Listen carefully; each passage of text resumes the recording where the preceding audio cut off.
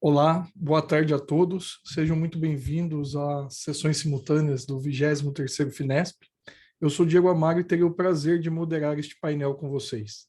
Gostaria de lembrar que temos um debate com os palestrantes no final, e as perguntas são muito importantes. Eu vou estar aqui acompanhando.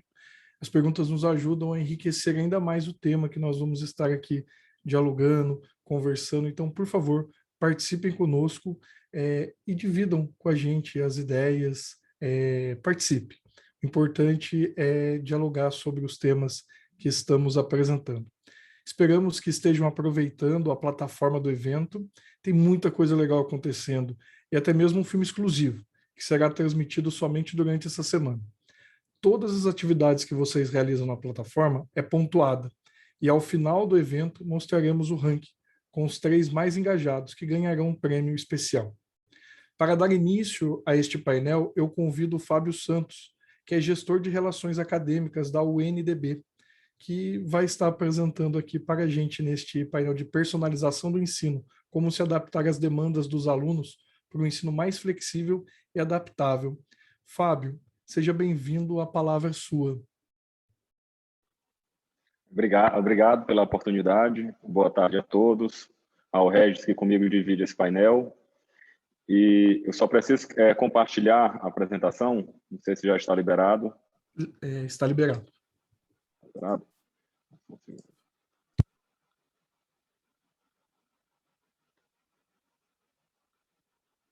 Já está aparecendo?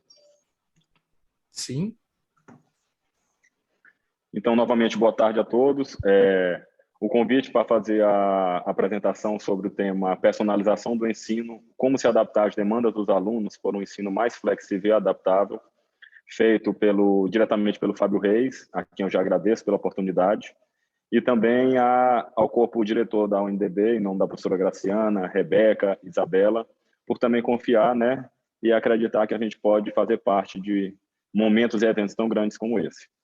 Eu trouxe uma apresentação que tem conexão com o tema, apresentando um case que a gente vivenciou antes, durante e agora pós, que a gente espera que seja pós-pandemia, né? Com muita fé que isso aconteça.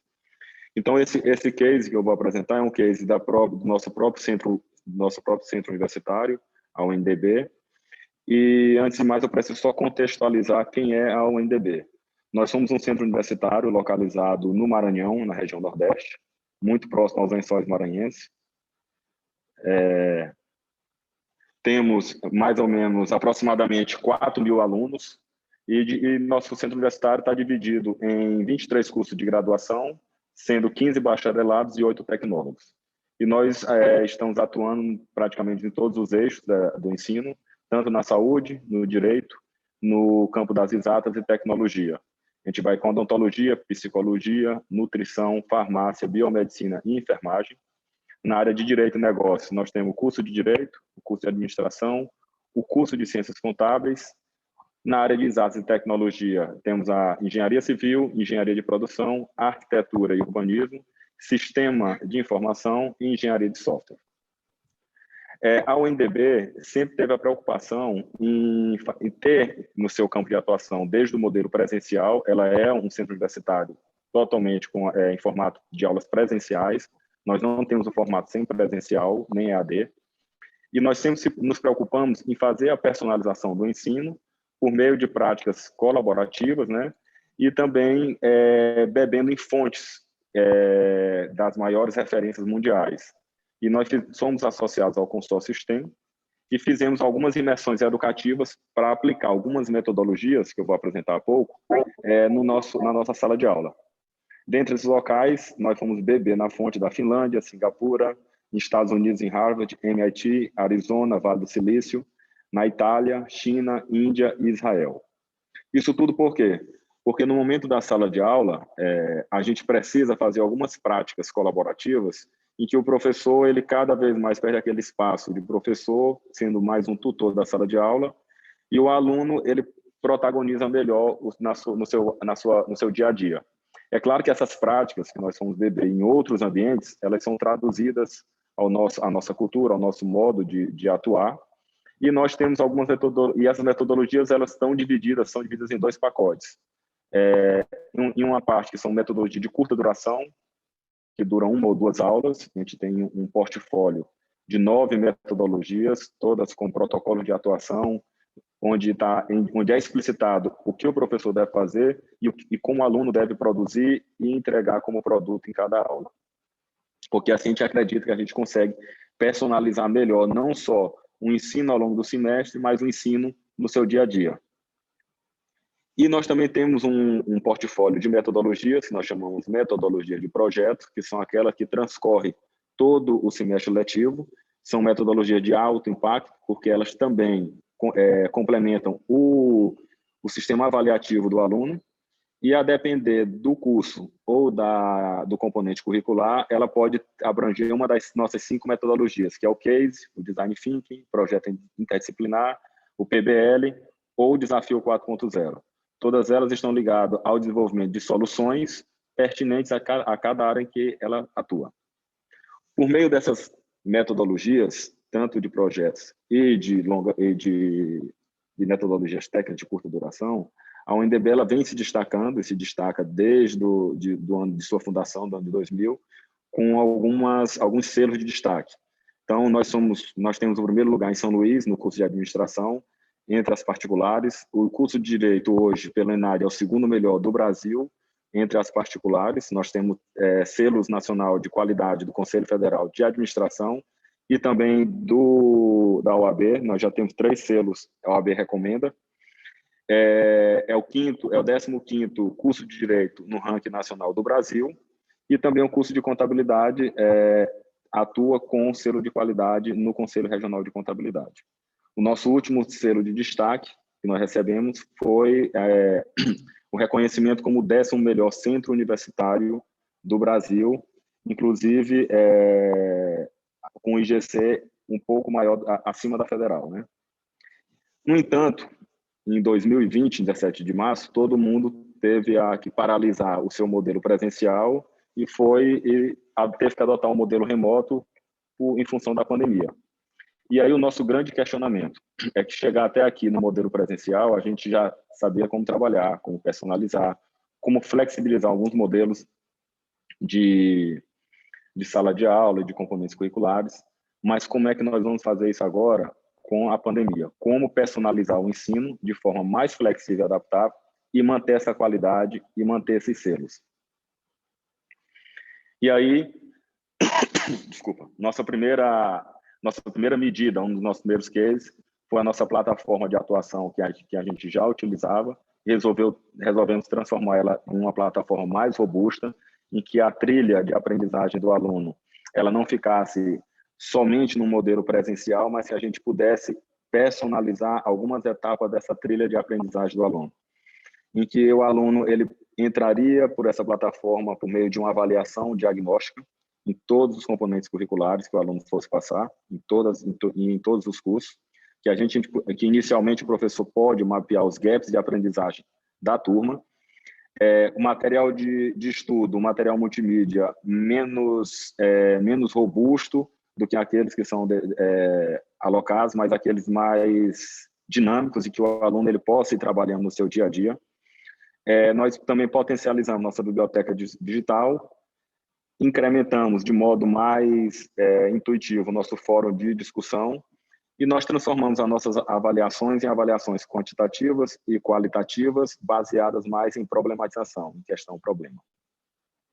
Feito isso, para se adaptar rapidamente ao modelo presencial, nós precisamos também, modelo remoto, desculpa, nós precisávamos também continuar utilizando as nossas metodologias ativas, seja elas de curta duração ou de longa duração, num ambiente remoto, já que a pandemia ela estava praticamente um voo cego que a gente não sabia quando terminava, quando ia diminuir, ou se ela voltava para uma próxima onda ou não. E aí, imediatamente, nós fomos atrás de uma plataforma que permitisse, com maior produtividade, maior eficiência, as práticas colaborativas no dia a dia da sala de aula.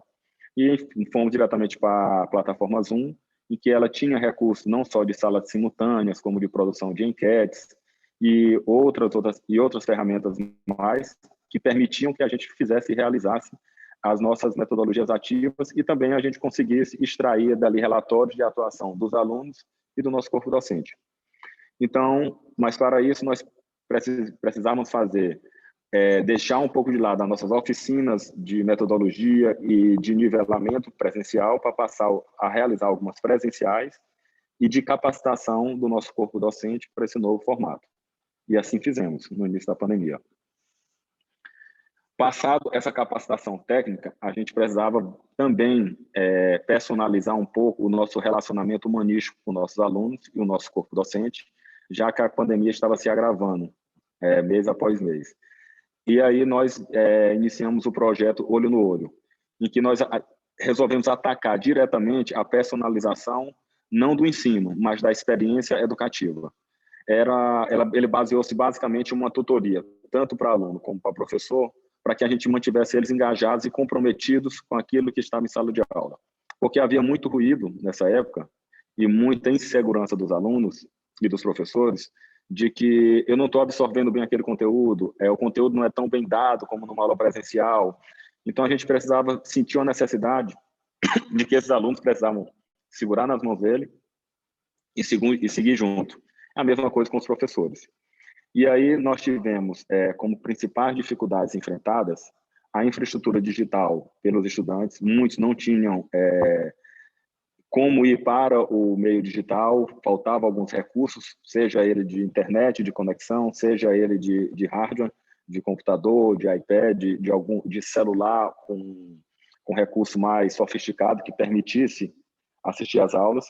Tínhamos também desafios do nosso corpo docente com questões financeiras, que a pandemia afetou várias famílias, eles não tinham como arcar com a mesma capacidade financeira de um momento presencial. E tínhamos também, obviamente, que a gente já era mais fácil lidar com as dificuldades de cunho pedagógico em como desenvolver soluções nas nossas metodologias. Os professores, por sua vez, nós tivemos alguns desafios, como alguma parcela de professores que tinham que agora compulsoriamente adentrar numa cultura digital. Também, assim como os alunos, alguns professores não tinham recursos digitais para fornecer aquela aula remota como os alunos mereciam. Algumas questões emocionais e nós, professores que entraram, não estavam adaptados às novas metodologias para o momento presencial e no momento remoto eles precisavam de uma capacitação maior ainda. Nessa esteira, nós conseguimos atuar com 93% do nosso corpo docente. Desses 93% de alunos que foram assistidos, 26 alunos ficaram durante quase um ano em monitoramento frequente, seja acompanhando se eles estavam assistindo aula, se eles tinham se recuperado de alguma síndrome de pânico, se eles estavam conseguindo arcar com as novas propostas personalizadas de cunho financeiro, ou se a gente precisava replanejar. E de professores, nós tivemos 91% do corpo docente foi assistido, e desses 91%, 11% a gente continua realizando monitoramento para ver se estavam capacitados realmente nas metodologias, se o fornecimento de recursos estava condizente com o que era necessário para cada aula, para cada metodologia que ia se aplicar. E aí nós fizemos essas ações de fornecer internet e dispositivos, capacitar o nosso corpo docente, potencializamos o nosso núcleo de apoio psicopedagógico e realizamos planos financeiros de forma mais personalizada.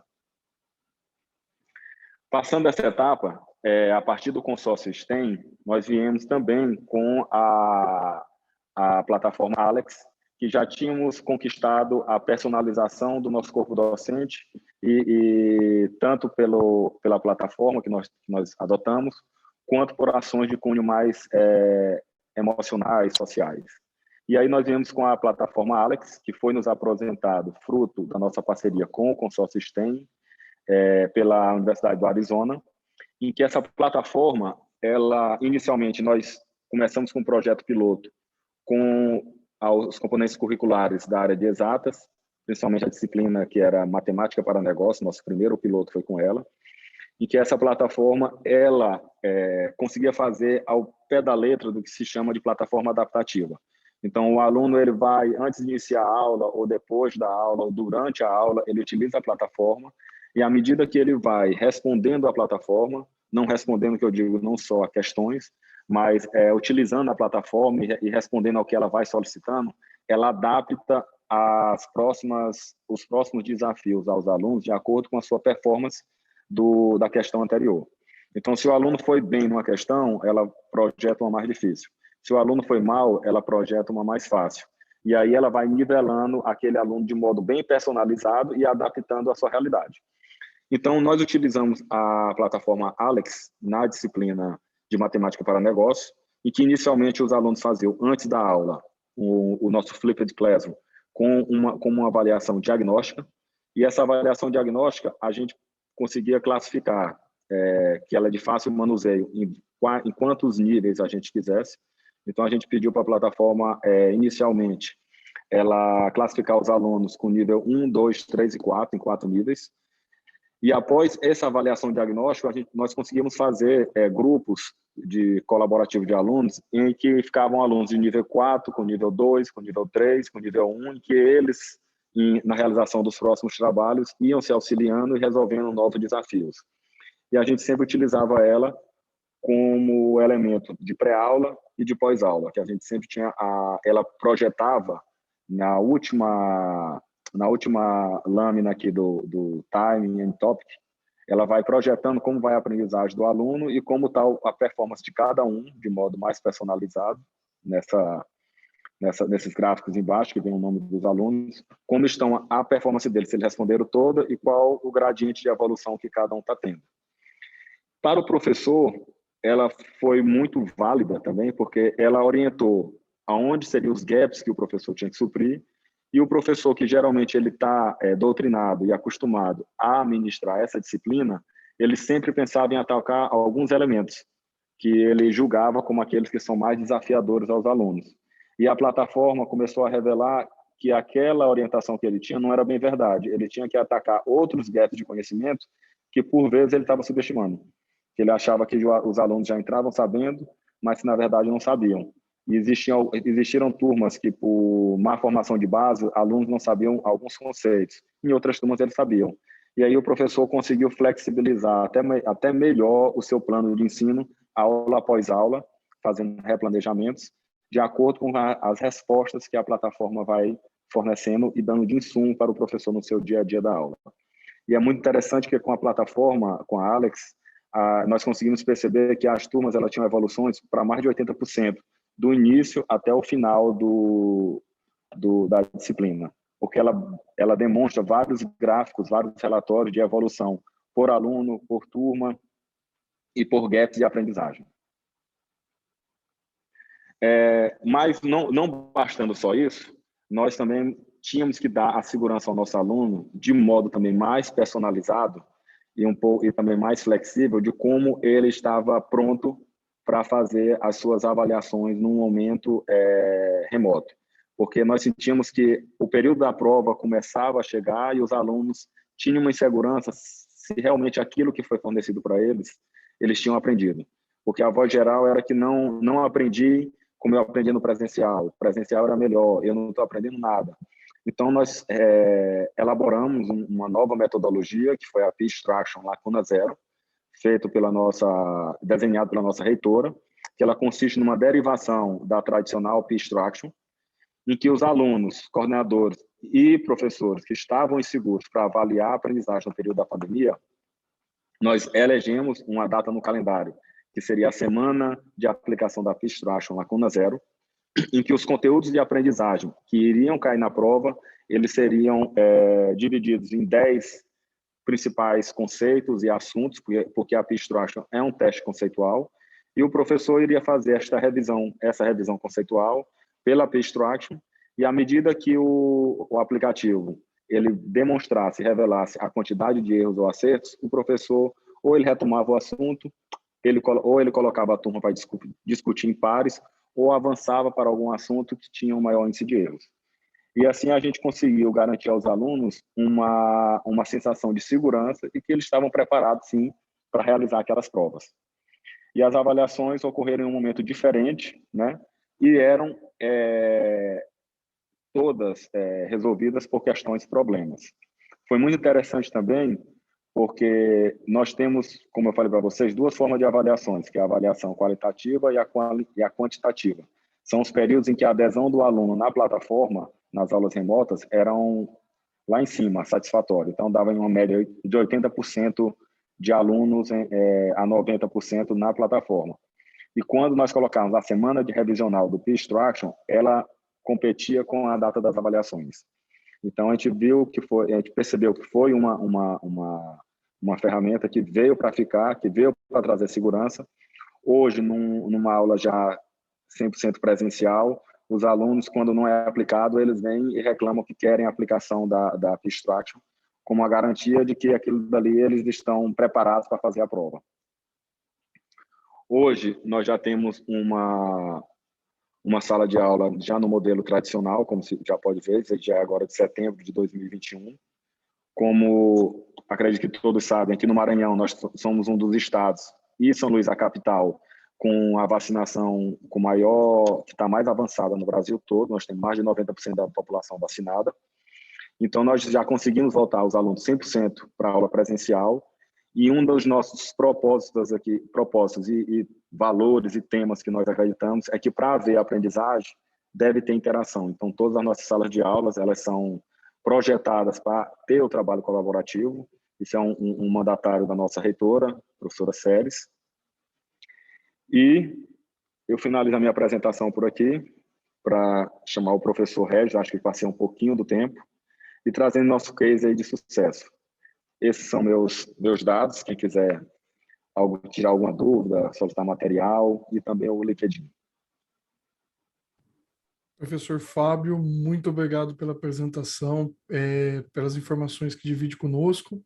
Eu gostaria, então, agora de convidar, né, o professor Regis Coimbra, que é Head de Consultoria e Experiência do Cliente na América Latina, da Blackboard, que vai conversar conosco. Professor, o palco é seu. Obrigado, boa tarde a todos. Deixa eu só compartilhar aqui.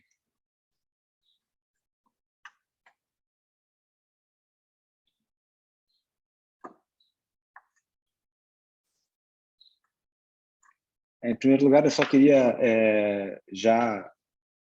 abrir deixando meus parabéns para o Fábio, que é um case muito interessante. Acho que esse é um trabalho que não para nesse momento, né? Mas que ele segue. Mas desde já deixo os parabéns aí pelo trabalho que é realmente diferenciado. Então, eu trabalho na Blackboard já há 6 anos como o Head para América Latina e Caribe de o que a gente chama de experiência do cliente, né?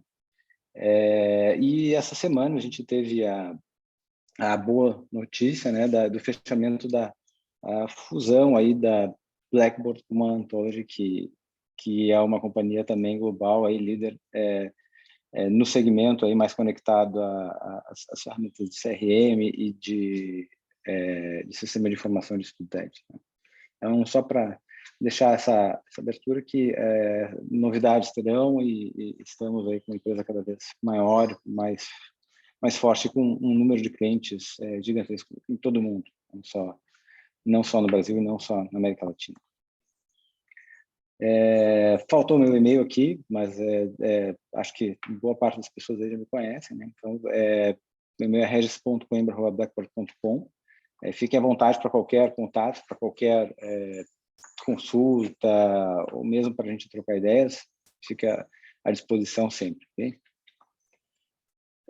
Eu trouxe aqui uma visão um pouco diferente do professor Fábio, que eu trabalhei muito mais no sentido de a gente ter um ponto de vista justamente de quem está do outro lado, de quem trabalha com essas implantações, com os projetos, com as instituições de ensino, para que a gente tenha uma melhoria muito interessante na experiência, não só do aluno, mas também do professor, do tutor, e que isso cria uma identidade aí para as instituições. Então, eu vou botar aqui o ponto de vista que a gente usa bastante nesses nossos projetos, né, com base também um pouco na experiência que eu tive ao longo desses anos. Eu trabalho com educação aí, acho que pelo menos uns 20 anos, e eu enxergo esse processo, até por isso que eu comentei com o Fábio antes, né, que é um processo de mudança. É uma mudança em cima do que os alunos esperam, uma mudança em cima do que a educação pensa, é uma mudança também que está acontecendo no nosso país, com essa quantidade de fusões e aquisições e dos mais diferentes tipos de instituições de ensino. Então, lá no início dos anos 2000, lá, que foi em 2003, tive a oportunidade de trabalhar na Unicinos em um projeto também já de caminho ao mundo digital. E na época, em uma apresentação para a reitoria, eu comentei que a palavra negócio, né? Então eu tratei a instituição como um negócio. E na época o reitor era o padre Aloysio Boni, que faleceu há alguns anos, também conhecido como um grande filósofo aqui no Brasil e internacionalmente. Ele surgiu em minha defesa na hora em que alguns dos reitores eles contestaram que não era um negócio, mas sim uma obra, e que não poderia ser tratado, né, nesse sentido financeiro ou com algum viés que não fosse o foco na educação. E aí o Padre Boni, naquela época, eu disse, vamos para a etimologia da palavra, né, e ele voltou com o ponto de que negócio vem do latim e que era justamente a negação do ócio, então, ou seja, o ato de trabalhar, se dedicar e fazer coisas positivas, né? E eu fui depois buscar essa definição e realmente condiz com o que a gente esperava.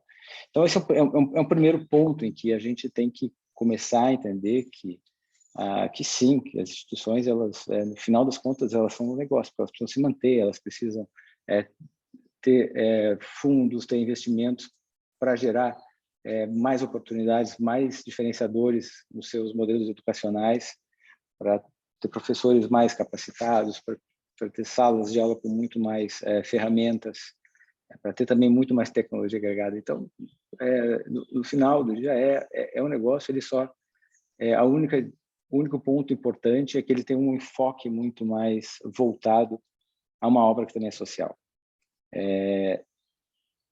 Mas, sendo negócio, também é importante entender que a mudança de que o aluno ele é o cliente da instituição, né? Então, essa mudança ela foi sentida nos últimos anos com o conflito de gerações nessa jornada.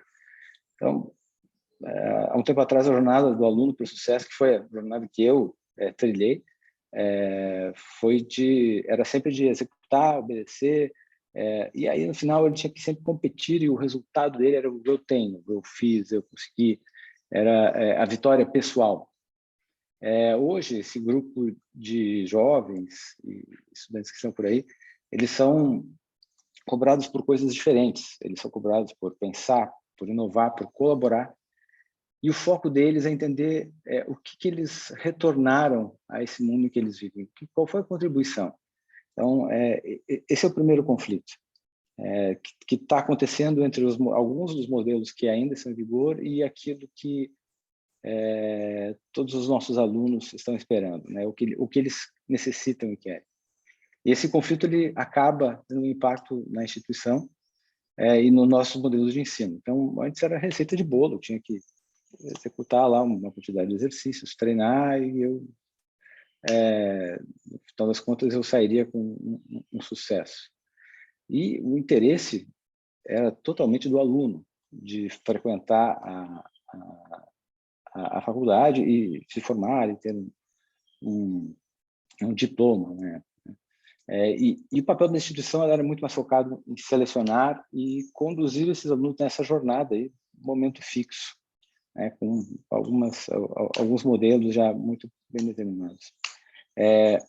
Hoje o objetivo é outro, é preparar esses alunos, né, esses cidadãos para o incerto. E o interesse ele é muito maior da instituição, tanto que somos todos nós aqui conversando em como engajar esses alunos. Então, vejam que mudou demais o foco de como que a gente tem que pensar os modelos educacionais.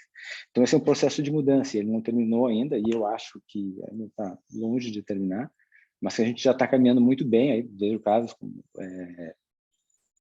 que o professor Fábio apresentou, que já estão alguns passos aí à frente e uma situação muito interessante. Dentro disso, eu trouxe aqui algumas variáveis nessa gestão da mudança, que é a mudança para centrar no aluno. Então, o primeiro deles é que as instituições têm que identificar qual é o seu público, na verdade, qual é o tipo de aluno, qual é o tipo de acesso que esse aluno tem à informação, à instituição, qual é a disponibilidade do tempo que ele tem. Essa identificação é o primeiro passo. Sem uma clara identificação do seu público, a instituição não vai conseguir construir um modelo adequado para esse público. E creio que algumas vezes esses modelos eles acabam não tendo muito sucesso por conta de tentar ampliar de uma forma não considerando regionalidades, não considerando algumas vezes a própria característica de quem está frequentando a instituição. O outro é a definição da imagem da instituição, o que ela quer passar para esse aluno, qual é o sentido da personalização, também a personalização do próprio da própria imagem da instituição, o que ela transmite, qual é a missão que ela está tentando passar nessa jornada de aprendizagem. Obviamente, isso se traduz no conteúdo, né, no seu modelo, né, e nas metodologias de aprendizagem, que também, de novo, né, citou o professor Fábio, que trabalha bastante nisso. E também, voltando ao exemplo, a questão multimídia, né, e ter ferramentas adequadas para isso. Multimídia no sentido de que o aluno pode muito bem ter a sua jornada presencial ou parcialmente presencial, mas em determinado momento ele vai precisar ter um acesso via seu computador em casa ou até mesmo o celular, que hoje em dia, trazendo um pouco de dado, né, existe o número de computadores sendo comprados está decaindo e o número de celulares aumentando. A grande maioria das pessoas não tem um computador, mas tem um celular. Então, assim, a gente precisa considerar isso no momento de fazer os desenhos das nossas soluções. E, ao mesmo tempo, esse aluno ele necessita feedback imediato. Então, se ele está indo bem, se ele não está indo bem, isso conectado à linha de progresso dele, ele precisa ter a noção exata, no momento certo, do que está acontecendo e também prover feedback para a instituição do que está acontecendo com ele, de qual é o ponto de vista dele referente àquele material, àquela atividade, àquele tipo de aprendizado. E esse feedback ele é a grande arma para que a gente consiga identificar aonde são os pontos de mudança, aonde que a gente pode melhorar e aonde que a gente pode fazer com que lá o conteúdo, as metodologias, elas tenham sentido para esse aluno. Não se pode também escapar do trabalho de desenvolvimento de competências técnicas e comportamentais, que hoje em dia também estamos com muita deficiência, principalmente nas competências comportamentais. Um trabalho que efetivamente todo o corpo docente tenta fazer e tem que encarar as diferenças nesses alunos com base em comportamentos que eles deveriam já ter há algum tempo. Então, o desenvolvimento dessas competências, ela serve não apenas para que se tenha cidadãos melhores, mas também são uma exigência direta do mundo corporativo, das empresas, para qualquer jornada de trabalho que esse aluno vai ter durante, provavelmente, o curso e principalmente depois. Então, é um momento em que se tem que começar a alinhar as necessidades, e aí também, de novo, talvez regionais, talvez de cada um dos grupos, dos públicos identificados, as competências requeridas e desejadas. porque tem também essas diferenças, algumas vezes essas competências requeridas e o aluno ele tem o desejo de complementar esse ensino com algo que não está mapeado, às vezes, nem mesmo em um currículo muito fixo. E finalmente, né, o ensino híbrido tem uma grande chave aí, porque, inevitavelmente, agora, com o que passamos com a pandemia, a gente pôde ter a comprovação de que, sim, o ensino ele pode ser efetivo, ele pode ser produtivo, ele pode ter um impacto muito positivo, mesmo com um grau de presencialidade muito mais baixo ou nem. Então, acho que esse é o momento em que essa chave vai virar e vai fazer com que esses alunos eles comecem a encarar essas atividades de uma forma diferente. Hoje em dia, o que a gente tem visto é que os alunos eles preferem muito mais o ensino híbrido do que apenas uma atividade presencial. E falo isso por estudos que a gente tem com nossos clientes aí ao redor do mundo, não só o Brasil. Também aí focando um pouco naquilo que são os processos, e aí depois eu tenho uma série de perguntas aqui para o Fábio, que talvez a gente consiga fazer hoje, senão depois eu faço para ele off. A gente precisa implementar alguns processos, e um deles é a mentoria de carreira. E aí não é mentoria de carreira profissional, é mentoria de carreira acadêmica para esses alunos. Então, em um momento em que se começa a oferecer opções, em que se começa a oferecer trilhas diferentes e também atividades diferentes, existe uma possibilidade de que esses alunos eles comecem a não conseguir focar em algo interessante, ou que eles acabem perdendo um pouco do interesse em alguma área. Então, a mentoria de carreira ela é sempre indicada nesses processos porque é uma mudança em que antes ele percorria uma carreira pré-definida e agora ele quer ter a opção de montar essa multidisciplinaridade aí em outras escalas, né? Então, assim, a nossa sugestão é sempre que a gente agregue a esse processo a mentoria de carreira. E mais adiante aqui, a gente vai falar um pouquinho de tecnologia que também ajuda nesse modelo. Inevitavelmente também existe uma mudança da mentalidade da instituição. Não basta mudar só a sala de aula. E a gente viu aqui, e de novo, o exemplo do professor Fábio, aí, em que as salas de aulas elas foram pensadas para um modelo diferente.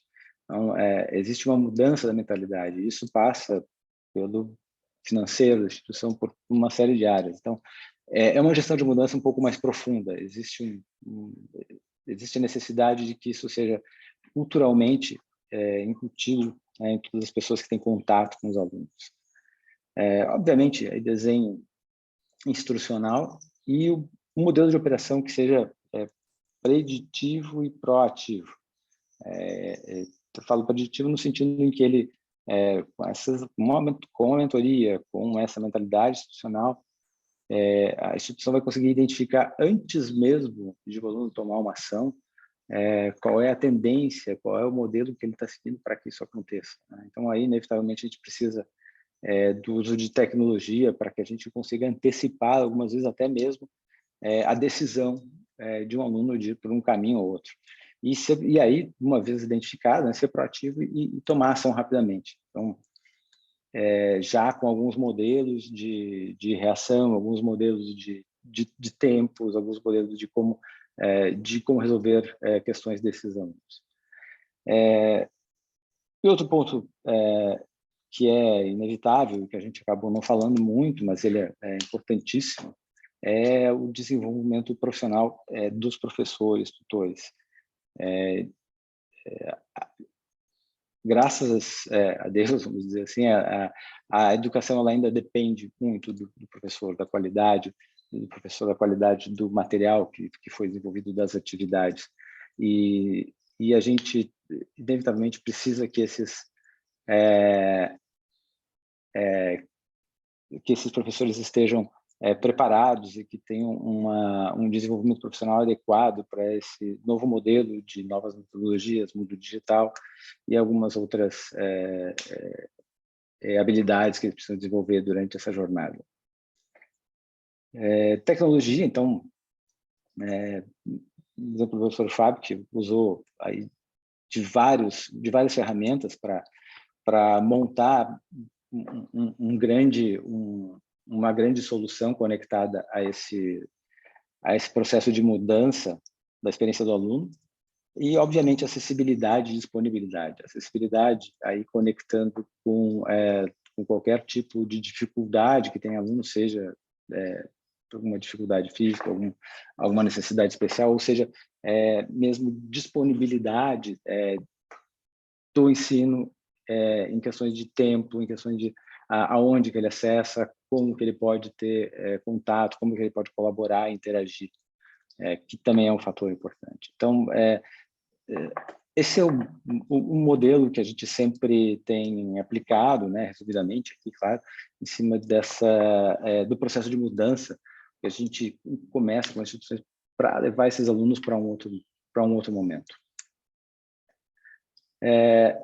Obviamente que nada disso é possível facilmente sem o apoio de dados. E cada vez mais, nas instituições, a gente tem a possibilidade de coletar dados dos alunos, mesmo sem que eles efetivamente disponibilizem um questionário ou um processo de feedback. Então, assim, de novo, usando do professor Fábio aí, os processos em que eles fazem essas avaliações, em que eles fazem esse momento de repensar a sua jornada, eles são importantes, mas também para que a gente tenha os modelos preditivos aí, proativos, a gente precisa entender o que eles estão fazendo, como que eles colaboram, seja em fóruns, seja em outras ferramentas, e começar a cruzar isso para que a gente tenha uma identificação de comportamento que gere uma ação positiva para esse aluno, seja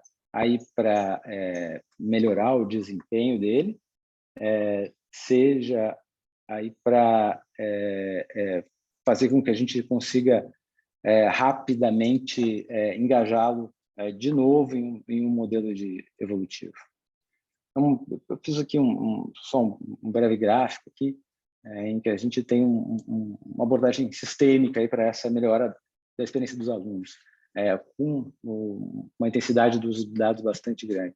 Então, aqui no passo 1, aqui, né, o aluno, ele efetivamente nas suas atividades, nas suas interações com grupos, ou mesmo em redes sociais, em outras ferramentas, em outras mídias em que a gente possa coletar dados e que sejam públicos e abertos, claro, ele expõe todo o seu estado, o seu desempenho, e a gente pode identificar uma tendência no que vem acontecendo. Dentro dessas tendências, dentro dessa identificação do que ele está fazendo e do que ele não está fazendo, ou que ele deixou de fazer, a gente começa a disparar gatilhos. A gente faz aí uma ação preditiva para esse aluno. E esses gatilhos, eles passam também aí por conter dados aí de mentoria, de coordenação e do próprio professor, porque no final das contas essa variação no desempenho, essa variação no engajamento desse aluno, ela pode estar conectada a diferentes fatores, né? Aqui eu resumi nesses 3 grandes atores, mas isso pode deve envolver cada vez mais áreas e pessoas que interagem com esses alunos. Então, nesse passo 2, esses gatilhos, eles vão forçar ações em cada um desses grupos. Seja indo para o que, de novo, né, usando o exemplo do Fábio, focando no ensino adaptativo, fazendo ajustes nesses ambientes de aprendizagem, trazendo trilhas e opções mais flexíveis para esses alunos, assim como identificando competências que esses alunos ou já têm ou que eles precisam. E algumas delas elas podem não ser identificadas facilmente dentro do modelo de sala de aula. Então a gente consegue ter um mapeamento do que falta para esse aluno para que ele tenha um desempenho melhor, para que ele tenha uma participação mais interessante. E, obviamente, que isso tem um impacto na retenção, no momento em que a gente identifica também que esse aluno começa a decair em uma série de indicadores. E, finalmente, né, isso pode recair em retreinamento de qualquer uma dessas áreas. Aí esse ciclo ele acaba se fechando, né, na evolução desse modelo. Isso acaba vai sendo retroalimentado e fazendo crescer essa experiência do aluno. Mais uma vez, a abordagem que eu trouxe aqui é muito mais uma abordagem dos modelos que a gente usa, dos modelos que a gente tem desenvolvido com várias instituições ao redor do mundo, e aplicando, e eu vejo que no nosso caso aqui do Brasil, a gente está algumas vezes alguns passos à frente, né, na flexibilidade e na criatividade do uso desses modelos. Algumas vezes o que nos falta um pouco é a capacidade de investimento, que a gente compara aí com outros países, mas as soluções criativas que a gente tem, elas são sempre muito bem aplicadas e trazem resultados excepcionais. A gente acho que esse modelo ele vai nos dar a possibilidade de ter uma economia de escala e um ganho para que a gente consiga, com base em tecnologia, ter um impacto positivo no maior número de alunos possível na nossa região. Do nosso lado, que a Blackboard ela faz alguns trabalhos também, principalmente no que diz respeito à formação de professores. Então, nós temos aí um grupo de ações com a Unesco, em que a gente faz treinamento massivo de professores com os nossos profissionais e também com profissionais das instituições que fazem parte também. Então, é um projeto chamado de coalizão em prol do ensino, e que a gente vai trazer aqui para o Brasil um momento mais forte a partir de janeiro, com bastante intensidade. Isso não é nenhuma instituição comercial, é um modelo que ele é focado em evolução, né? em ter um avanço de ensino. Não é focado em vendas, não tem nenhum tipo de processo comercial aqui. Bom, essa era a minha mensagem hoje aqui. Acho que eu passei um pouquinho do meu tempo, mas eu também fico aberto a qualquer tipo de dúvida e de questionamento. Ok? Obrigado. Meu mudo estava ativado. Professor Regis, muito obrigado pela apresentação, pela explanação. As duas falas nos fazem refletir e pensar muito sobre essa questão da adaptabilidade, né, do estar adaptável. Me lembrava até da fala do professor hoje da manhã, Walter Longo, quando ele disse que saímos da Idade Média e agora nós não temos mais a trabalhar com a média, trabalhamos aí com essas questões individuais. E fiquei pensando em uma questão que farei aos senhores na sequência. Eu gostaria de liberar agora a enquete para que vocês que estão nos acompanhando respondam sobre esta sessão, que nos ajuda a melhorar sempre mais para cada novo fórum. Essa enquete é anônima e a sua participação é muito importante para nós. Ela está aberta a partir de agora e eu gostaria de contar com a participação de vocês. É um clique, por favor. Bom, enquanto vocês estão aí fazendo esta participação, eu vou formular aqui a minha questão. E pelo tempo, creio que será a última pergunta, a primeira e última pergunta, mas é para os dois. Quando nós olhamos, né, para essas questões que envolvem um ensino adaptável, penso que a presença com o aluno ela é muito importante, nós estarmos com o aluno. E quando falo presença, não quero dizer presencialmente. Ela também acontece virtualmente. Nas duas apresentações eu vi as possibilidades com a tecnologia, que nós temos que cada vez mais abraçar. E eu quero perguntar como preparamos os professores para isso? Porque o que tem acontecido nos últimos anos, e principalmente nesses dois últimos, é que os professores simplesmente chegam. Então, assim, nos aconselhe qual é o passo, qual é o processo que já está sendo feito, porque, sem dúvida nenhuma, a presença, a proximidade digital ou material, ela é importante nesse processo de adaptabilidade. Mas como nós fazemos nesse processo? De vocês, quem quiser começar. Regis, quer começar ou eu começo? Pode ficar à vontade. Professor Fábio, fica à vontade, pode começar. Eu acredito assim, com a pandemia, os professores eles não foram lançados para um grande desafio. Eu acho que nós todos juntos, instituição, professores, corpo de gestão educacional e alunos, tiveram que se abraçar e entender e achar uma melhor solução para esse caminho. Em outros tempos, quando isso não acontece, de forma responsável, as instituições, ela capacitam o docente, preparar ele com as ferramentas. Eu lembro bem que quando nós, em 2018.2, alguns cursos aqui nós avançamos para a modelagem híbrida, em alguns cursos, né?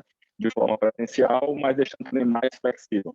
E aí entra talvez a fala que o professor Regis falou sobre a mentoria, não só na área da trabalhabilidade, como também na área da personalização do currículo do aluno, em que a gente preparou o nosso corpo docente para um novo ambiente digital, em que ele tinha que ser mais dialogado com o aluno, que ele tinha que fomentar, tinha que engajar aquele aluno, os desafios de fazer uma sala de aula investida e que o aluno respondesse a ela, e que ele não chegasse à sala de aula e tivesse ninguém perfeito aquilo ali, que por vezes é frustrante, né, para o professor.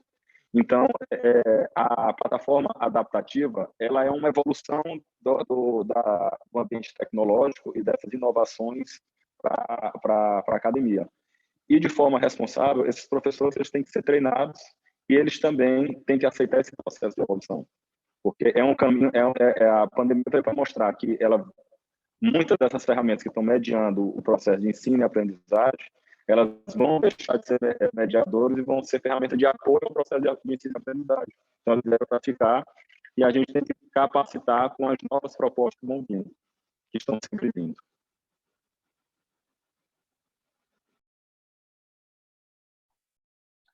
Perfeito.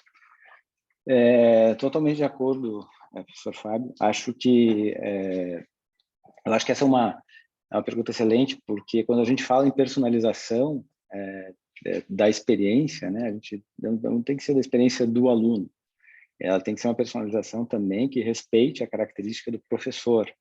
Então, de novo, né, usando a nossa experiência global, a gente tem países em que o professor ele é professor full-time há 20 anos. E ele só faz isso. E ele é um professor com mestrado, doutorado, e ele tem essa característica.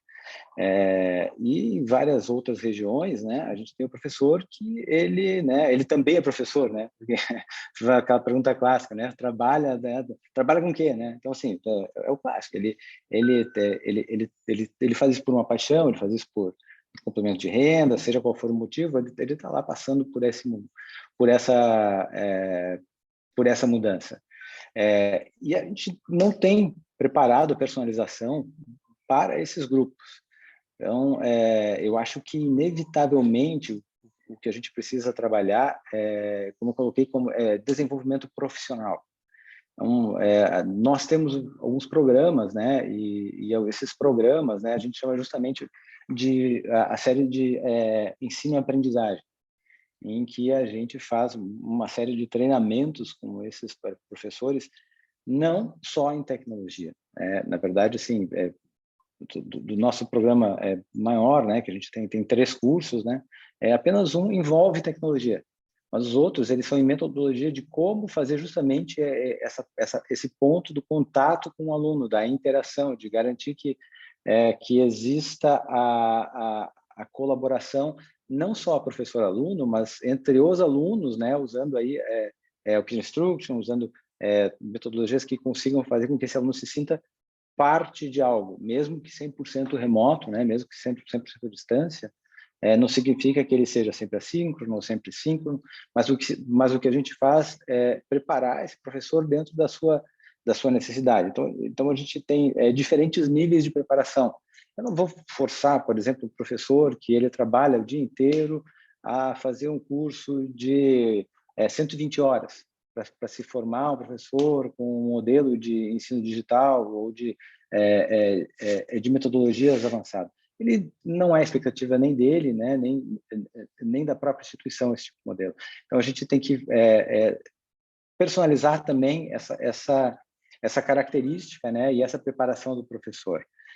Outro ponto importante para que exista essa identificação, esse senso de fazer parte do aluno de uma instituição mesmo que totalmente remoto, é a criação de programas em que incluam esse aluno em atividades que sejam fora da própria atividade de classe. Então, a gente está num momento excelente, os alunos eles querem colaborar com o mundo, fazer atividades sociais, fazer um engajamento, seja com esporte, seja com jogos, que todos eles adoram. Então, a gente tem que fazer atividades que sejam complementares, né, e que desenvolvam também as competências que não são competências técnicas, as comportamentais, porque apoiando esse trabalho em grupo, apoiando essa atividade, a gente vai estar construindo com eles alguma coisa que preparando para o futuro, para que eles consigam entender que a colaboração ela pode acontecer.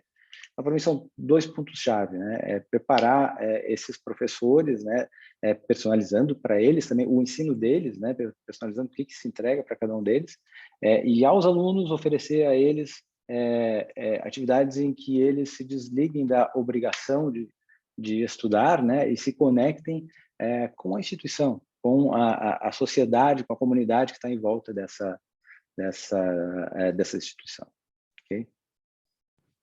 Professor Regis, professor Fábio, eu quero agradecer a participação de vocês. É muito bom para que a gente continue refletindo, pensando e agindo, né? Que nós temos que refletir, mas fazendo. A gente não pode só deixar no campo da filosofia ali, só no campo do pensamento. E é o que eu percebo assistindo, apreciando aqui a apresentação, senhores, é o que está acontecendo. Agradeço também a todos que estiveram conosco na tarde de hoje. Foi uma satisfação poder estar aqui participando com vocês. Um ótimo Finesp a todos. Tchau, tchau. Obrigado e um ótimo Finesp. Até mais. Tchau.